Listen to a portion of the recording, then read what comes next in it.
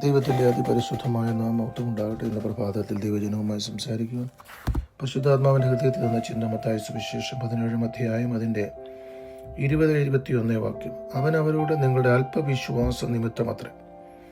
നിങ്ങൾക്ക് കടുകുമണിയോളം വിശ്വാസമുണ്ടെങ്കിൽ ഈ മലയോട് ഇവിടെ നിന്ന് അങ്ങോട്ട് നീങ്ങുക എന്ന് പറഞ്ഞാൽ അത് നീങ്ങും. നിങ്ങൾക്കൊന്നും അസാധ്യമാകുകയില്ല.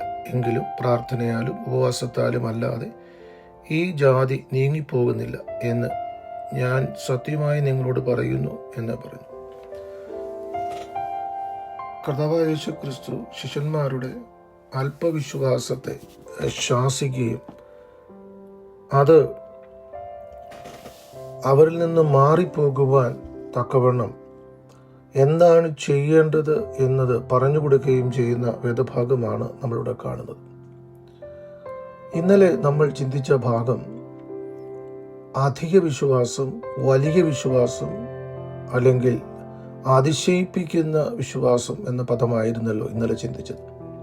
അതുകൊണ്ടാണ് ഇന്ന് ആ ഹെഡിങ്ങിൽ ഞാൻ കൊടുക്കുവാനിടയായി തീർന്നത് അല്പവിശ്വാസവും വലിയ വിശ്വാസവും എന്നത്. ഇന്നലെ നമ്മൾ വലിയ വിശ്വാസം അല്ലെങ്കിൽ അതിശയിപ്പിക്കുന്ന വിശ്വാസം എന്നതിനെ കുറിച്ച് ചിന്തിച്ചപ്പോൾ നമ്മൾ 2 വ്യക്തികളെയാണ് പ്രധാനമായി എടുത്തത്. ഒന്ന്, റോമൻ ശതാധിപനായ ഒരു മനുഷ്യൻ. അദ്ദേഹത്തിൻ്റെ വിശ്വാസത്തെ കർത്താവ് തന്നെ അതിശയിപ്പിക്കുന്നു എന്നും വലിയ വിശ്വാസമെന്നും കർത്താവ് തന്നെ പറഞ്ഞു. അതുപോലെ സോർ സീദോനിലെ ഒരു കനാന്യ സ്ത്രീ, അവളുടെയും വലിയ വിശ്വാസം എന്ന പദം കൊണ്ടാണ് കർത്താവ് വിവക്ഷിച്ചത്.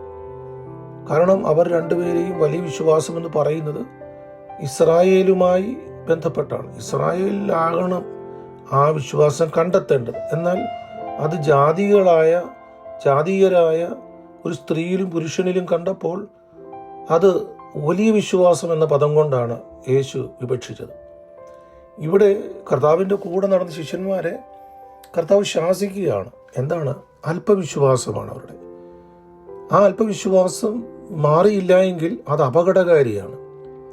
ആ അല്പവിശ്വാസം മാറാൻ യേശു പറഞ്ഞ 2-3 പദങ്ങൾ. ഒന്ന്, വിശ്വാസത്തോടു കൂടി മാത്രമേ ആത്മീയ ജീവിതം നടത്തുവാനായിട്ട് കഴിയുള്ളൂ. ദൈവവുമായുള്ള ബന്ധം വിശ്വാസം എന്ന മാനദണ്ഡമില്ലാതെ കഴിയുകയില്ല. Praise the Lord. രണ്ടാമതായിട്ട് നമ്മൾ അവിടെ മനസ്സിലാക്കേണ്ടത്, യേശു പറഞ്ഞു വിശ്വാസം വേണം, അപ്പോൾ തന്നെ പ്രാർത്ഥനയും ഉപവാസവും. അപ്പോൾ വിശ്വാസം, പ്രാർത്ഥന, ഉപവാസം, ഈ മേഖലയിലാണ് പൈശാചിക മേഖല നമ്മെ വിട്ടുപോകുന്നത്. അതിലേക്ക് നിങ്ങൾ വരണം എന്നുള്ളത് യേശു അവരെ ഉപദേശിക്കുന്നതായിട്ട് കാണുന്നു. വീണ്ടും മത്തായി സുവിശേഷം 14 അധ്യായത്തിലും ഇതുപോലെ നമുക്ക് ഒരു ഭാഗം കാണുവാനായിട്ട് കഴിയുന്നുണ്ട്. കർത്താവായ യേശു ക്രിസ്തു ശിഷ്യന്മാരുടെ അടുക്കലേക്ക് വെള്ളത്തിൻ്റെ മീതെ നടന്ന് വരുമ്പോൾ പത്രോസിന് വലിയൊരു ആഗ്രഹം, ഈ വെള്ളത്തിൻ്റെ മീതെ യേശുവിൻ്റെ കൂടെ തന്നെ നടക്കണം, യേശുവിൻ്റെ നടന്നതുപോലെ എനിക്കും ഒന്ന് നടക്കണം എന്നുള്ള ഒരു ആഗ്രഹം. യേശുവിനോട് ചോദിച്ചു, ഞാനും ആ പടകിൻ്റെ നിൻ്റെ കൂടെ അടുക്കലേക്ക് വരട്ടെ എന്ന് യേശുവിനോട് ചോദിക്കുമ്പോൾ യേശു വരിക എന്ന് അവനോട് പറയുന്നു. അവൻ പടകിൽ നിന്ന് ഇറങ്ങി യേശുവിൻ്റെ അടുക്കലേക്ക് ചെല്ലുന്നു. അടുത്തത് കാണുന്നത്, അവൻ ആദ്യം വെള്ളത്തിന്മേൽ നടന്നു. എന്നാൽ കാറ്റ് കണ്ട് ഭ്രമിച്ചു മുങ്ങിത്തുടങ്ങുകയാൽ കർത്താവെ രക്ഷിക്കണമേ എന്ന് നിലവിളിച്ചു. ഉടനെ യേശു കൈ നീട്ടി അവനെ പിടിച്ചു. അല്പവിശ്വാസിയെ, നീ എന്തിനു സംശയിച്ചു എന്ന് പറഞ്ഞു. അപ്പം അല്പവിശ്വാസിയെ എന്ന് മാത്രമല്ല അവിടെ ഉദ്ദേശിക്കുമ്പോൾ അടുത്ത പദം പറഞ്ഞത് എന്തിനു സംശയിച്ചു. അപ്പോൾ അല്പവിശ്വാസത്തിൻ്റെ അപകടം എന്നുള്ളത് സംശയമുളവാക്കും. ഈ സംശയമാണ് നമ്മുടെ ജീവിതത്തിൽ ഏറ്റവും അപകടമുണ്ടാക്കുന്നത്. നമുക്കറിയണം, പിശാച് നമ്മിൽ വർക്ക് ചെയ്യുന്നതെല്ലാം സംശയങ്ങളിലൂടെ. ദൈവത്തെ സംശയിപ്പിച്ചാണ് പിശാച് പലപ്പോഴും മുതലെടുക്കുന്നത്. നമുക്ക് അത് ഹൗവയിൽ കാണുവാനായിട്ട് കഴിയുന്നുണ്ട്. ഹൗവ ദൈവത്തെ സംശയിച്ചു. അതാണ് അവളുടെ അവിശ്വാസത്തിലേക്കും അവളെ നയിച്ചത്. അതാണ് അവളെ പാപത്തിലേക്ക് നയിച്ചത്. Praise the Lord. അപ്പം സംശയങ്ങൾ ഉളവാക്കുക, കൺഫ്യൂഷനുകൾ കൊണ്ടുവരിക, ഇതൊക്കെ പിശാചിൻ്റെ ഒരു തന്ത്രമാണ്. ആ തന്ത്രം നമ്മുടെ മേൽ ഫലിക്കുന്നത് എപ്പോഴാണെന്ന് ചോദിച്ചാൽ അല്പവിശ്വാസത്തിൽ നമ്മൾ ഹല്ലേലൂയ മുങ്ങിപ്പോകും എന്നുള്ളത് നമ്മൾ അറിയുക.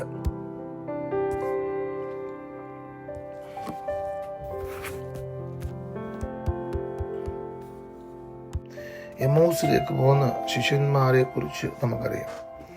അത് ലൂക്കോസിന്റെ സുവിശേഷം 24 അധ്യായത്തിന്റെ 28 ഭാഗങ്ങളിലാണ് നമ്മൾ കാണുന്നത്. അവിടെ നോക്കണം, അവർ യേശുവുമായിട്ട് സംഭാഷിക്കുന്ന സംഭാഷണങ്ങൾ മുഴുവനും നമ്മളൊന്ന് പഠിച്ചാൽ കർത്താവ് പറഞ്ഞ പല വാഗ്ദത്തങ്ങളെയും അവർ സംശയിച്ചു എന്നതാണ് കാണുന്നത്. കാരണം അവർ അങ്ങോട്ടും ഇങ്ങോട്ടും തർക്കിക്കുകയും വാദിക്കുകയും ഈ സംശയത്തിൽ നിന്നാണ്.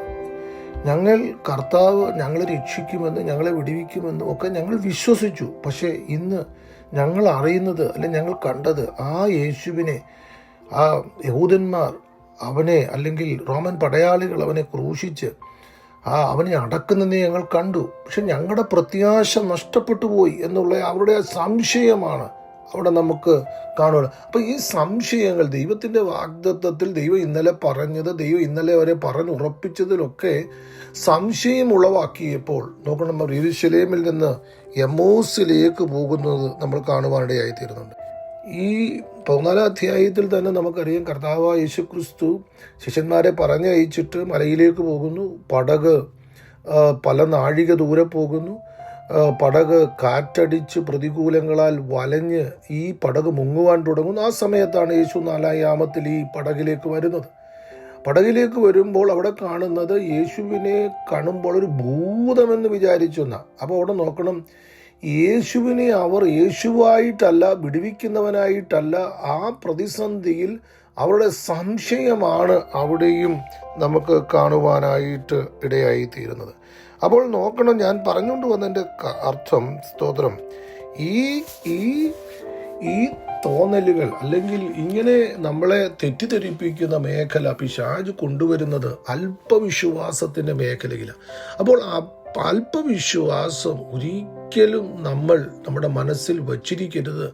ദൈവത്തെ പൂർണ്ണമായി വിശ്വസിക്കുവാനിടയായിത്തീരണം. ഇന്നലെ നമ്മൾ ചിന്തിച്ച വാക്കിനകത്തോടെ ചേർന്ന് പഠിച്ചാൽ നമ്മൾ മനസ്സിലാക്കേണ്ടത്, ആ ശതാധിപതിൻ്റെ വിശ്വാസം പോലെ, ആ കനാന്യ സ്ത്രീയുടെ വിശ്വാസം പോലെ പൂർണ്ണമായി ദൈവത്തെ വിശ്വസിക്കത്തക്ക രീതിയിൽ നമ്മുടെ മനസ്സ് മാറിയെങ്കിൽ മാത്രമേ പിശാചിന് ആ ജയമെടുക്കുന്ന മേഖലയിൽ നിന്ന് നമുക്കൊരു വിടുതൽ ലഭിക്കുവാനിടയായി തീരുക. യാക്കോബിന്റെ ലേഖനം 1:6 നമ്മൾ വായിക്കുന്നത്, എന്നാൽ ഒന്നും സംശയിക്കാതെ വിശ്വാസത്തോടെ യാചിക്കണം. സംശയിക്കുന്നവൻ കാറ്റടിച്ചലയുന്ന കടൽ തിരയ്ക്ക് സമൻ. ഇങ്ങനെയുള്ള മനുഷ്യൻ കർത്താവിൽ നിന്ന് വല്ലതും ലഭിക്കുമെന്ന് നിരൂപിക്കരുത്. അടുത്തതായിട്ട് കാണുന്നത്, മനസ്സുള്ള മനുഷ്യൻ തൻ്റെ വഴിയിലൊക്കെയും അസ്ഥിരനാകുന്നു. അപ്പോൾ ഇതെല്ലാം നമ്മൾ മനസ്സിലാക്കേണ്ടത്, സംശയിക്കുന്നവൻ മനസ്സുള്ള മനുഷ്യനായിരിക്കും. അവൻ വഴിയിലൊക്കെ അസ്ഥിരനായിരിക്കും. ഒന്നിനും അവന് സ്ഥിരത കാണുകയില്ല. രണ്ടാമത്, ദൈവത്തിൽ നിന്ന് അവനൊന്നും ലഭിക്കത്തില്ല. സംശയിക്കുന്നവന് ഒന്നും കിട്ടുകയില്ല. 2, കാറ്റടിച്ച് അലയുന്ന കടൽ തിരക്ക് സമൻ. എന്ന് വെച്ചാൽ കാറ്റ് എങ്ങോട്ട് പോകുന്നു അതുപോലെ തിര പോകും. തിരയുടെ ലക്ഷ്യം തീരുമാനിക്കുന്നത് കാറ്റാണ്. കാറ്റ് എങ്ങോട്ട് പോകുന്നു അതനുസരിച്ച് തിരയും പോകും.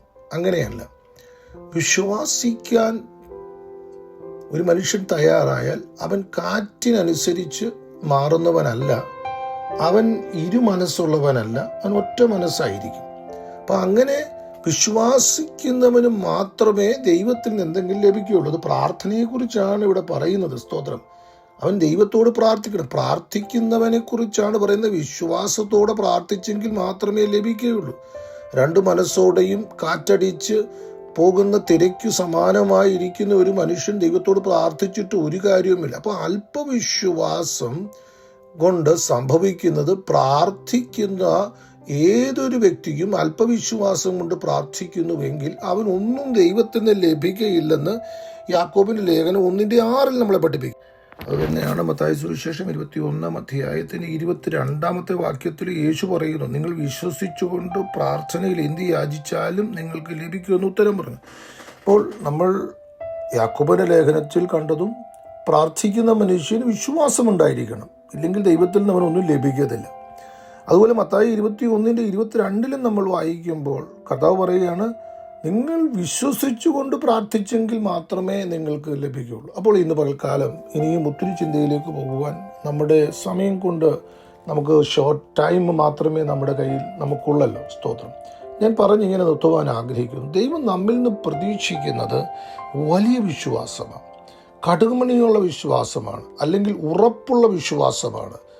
എന്നാൽ അല്പവിശ്വാസവും സംശയിക്കുന്ന മേഖലയും, പ്രൈസ് ദി ലോർഡ്, ഹല്ലേലൂയ, അവിശ്വാസവും ഒക്കെ ഹല്ലേലൂയ നമ്മിൽ നിന്നും മാറണം. അത് ശാസിക്കപ്പെടണം. ഇല്ലെങ്കിൽ നമ്മൾ പ്രാർത്ഥിച്ചാലും ഉപവസിച്ചാലും ദൈവത്തിൻ്റെ അടുക്കിലേക്ക് വന്നാലും അത് കേവലം ഒരു ചടങ്ങായി പോകും എന്നുള്ളതാണ് കർത്താവ് നമ്മളെ പഠിപ്പിക്കുന്നത്. അപ്പോൾ ശിഷ്യന്മാരെയും പത്രോസിനെയൊക്കെ ശാസിക്കുന്നതിൻ്റെ കാരണം അവരുടെ അല്പവിശ്വാസത്തെ. നമ്മിലൊരു അല്പവിശ്വാസമല്ല നമ്മിലുണ്ടാകേണ്ടത്. ഹല്ലേലൂയ, വലിയ വിശ്വാസവും, ഹല്ലേലൂയ, സ്തോത്രം, അതിശയിപ്പിക്കുന്ന വിശ്വാസവും ഒക്കെ ഉണ്ടാകുവാൻ ഇടയാകട്ടെ. അങ്ങനെയുണ്ടെങ്കിൽ നമ്മൾ പ്രാർത്ഥിക്കുമ്പോൾ കർത്താവിൻ്റെ പക്കൽ നിന്ന് അനുഗ്രഹങ്ങളെ പ്രാപിപ്പാൻ ഇടയായിത്തീരും. Praise Lord. ദൈവവുമായി ബന്ധപ്പെടാനുള്ള ഏക മാർഗം വിശ്വാസം എന്നുള്ളതാണ്. വിശ്വാസമില്ലാതെ ഒരിക്കലും ദൈവവുമായി നമുക്ക് കമ്മ്യൂണിക്കേറ്റ് ചെയ്യാനായിട്ട് കഴിയില്ല. വിശ്വാസം കൊണ്ട് മാത്രമേ ഹല്ലേലൂയ ദൈവത്തിൻ്റെ അടുക്കൽ, ഹല്ലേലൂയ, സ്തോത്രം, നമുക്ക് വരുവാനായിട്ടും ദൈവവുമായി സംഭാഷിക്കുവാനായിട്ടും ദൈവവുമായിട്ട് ഇടപഴകുവാനായിട്ടും കഴിയുള്ളൂ. അത് അബ്രഹാം മുതൽ നമ്മൾ പഠിക്കുമ്പോൾ, സ്തോത്രം, അതുകൊണ്ടാണ് അബ്രഹാമിനെ വിശ്വാസികളുടെ പിതാവെന്ന് നമ്മൾ വിളിക്കുവാനിടയായിത്തീർന്നത്. അബ്രഹാം ദൈവത്തിൽ വിശ്വസിച്ചു. റോമാലേഖനത്തിൽ പറയുന്നത്, സ്തോത്രം, വിശ്വാസത്താലാണ് നീതീകരണം ലഭിക്കുന്നത്. പുതിയ നിയമത്തിൻ്റെ ഹല്ലേലൂയ, സ്തോത്രം, അടിസ്ഥാന ശില എന്ന് പറയണം വിശ്വാസത്തെ. അതുകൊണ്ട് ഇന്ന് പകൽക്കാലം ആഴമായ വിശ്വാസം നമ്മിൽ ഉരുവാകുവാൻ കർത്താവ് വചനങ്ങൾ, ഹല്ലേലൂയ, നമുക്ക് കാരണമാകട്ടെ. കർത്താവിൽ ആഴമായി വിശ്വസിക്കാം. ഹല്ലേലൂയ, കർത്താവിനെ അന്ധമായി വിശ്വസിക്കാം, കർത്താവിനെ പൂർണ്ണമായി വിശ്വസിക്കാം. ഹല്ലേലൂയ, അവൻ രക്ഷിക്കുന്നവന്, അവൻ വിടുവിക്കുന്നവന്, അവൻ സഹായിക്കുന്നവന്, അവൻ സംരക്ഷിക്കുന്നവന്, അവൻ നമ്മുടെ കാര്യങ്ങൾ എല്ലാം ചെയ്തു തരുവാൻ ഹല്ലേലൂയ ബലവാന, ശക്തന, ഉന്നതന, സഹായിയ ഇന്ന് പകൽക്കാലം ആ മേഖലയിൽ ആഴത്തിൽ വിശ്വസിച്ച് അടുത്തെല്ലാം ഈ ഭൂമിയിൽ കർത്താവിനെ പ്രസാദിപ്പിക്കുവാൻ കഴിയണമെങ്കിൽ വിശ്വാസമുള്ള ഒരു മനുഷ്യന് മാത്രമേ കഴിയുകയുള്ളൂ. അതുകൊണ്ട് കർത്താവിനെ പൂർണ്ണമായി വിശ്വസിക്കുവാൻ ഈ വചനങ്ങൾ നമ്മളെ സഹായിക്കട്ടെ. ദൈവജനത്തിനു വേണ്ടി ഞാൻ പ്രാർത്ഥിക്കുന്നു. പരിശുദ്ധനായ ദൈവമേ, നിത്യനായ കർത്താവേ, ഹല്ലേലൂയ, പൂർണ്ണമായി അങ്ങേ വിശ്വസിച്ച് ഈ ഭൂമിയിൽ ക്രിസ്തീയ ജീവിതം ചെയ്യുവാൻ ഞങ്ങൾക്കിടയാക്കണമെന്ന് പ്രാർത്ഥിക്കുന്നു. അല്പവിശ്വാസം സംശയത്തിലേക്കും പിന്നീടത് നിത്യനാശത്തിലേക്കും ഞങ്ങളെ നയിക്കും എന്ന് ഞങ്ങൾ മനസ്സിലാക്കുവാനിടയെത്തുന്നു. ഞങ്ങൾ ആരും തന്നെ അല്പവിശ്വാസത്തിലോ സംശയത്തിലോ ഹല്ലേലൂയ അവിശ്വാസത്തിലോ അല്ല. Praise lord, hallelujah. ഈ കർത്താവേ, അങ്ങയിൽ നിന്ന് അകന്നു പോകുന്ന മേഖല ഞങ്ങൾക്കുണ്ടാകാതിരിക്കുവാൻ ഞങ്ങളെ സഹായിക്കണമെന്ന് പ്രാർത്ഥിക്കുന്നു. പൂർണ്ണമായി അങ്ങേ വിശ്വസിച്ച് കർത്താവേ, ഹല്ലേലൂയ, ആ വലിയ വിശ്വാസം, ഹല്ലേലൂയ, ആ അതിശയിപ്പിക്കുന്ന വിശ്വാസം ആ മേഖലയിൽ ഞങ്ങളെ വളർത്തുവാൻ ഞങ്ങളെ സഹായിക്കണമേ എന്ന് ഞങ്ങൾ അങ്ങയോട് പ്രാർത്ഥിക്കുന്നു. ജനത്തെ ഈ വചനം വെച്ച് അനുഗ്രഹിക്കണം. മഹത്വം അങ്ങയ്ക്ക് യേശു ക്രിസ്തുവിന്റെ ധന്യമുള്ള നാമത്തിൽ പ്രാർത്ഥന ദയവായി സേവിക്കുന്ന സ്വർഗീയ നല്ല പിതാവേ, ആമേൻ. അനുഗ്രഹിക്കപ്പെട്ട ഒരു ദിനം ദൈവജനം തരട്ടെ. Have A blessed day. God bless you.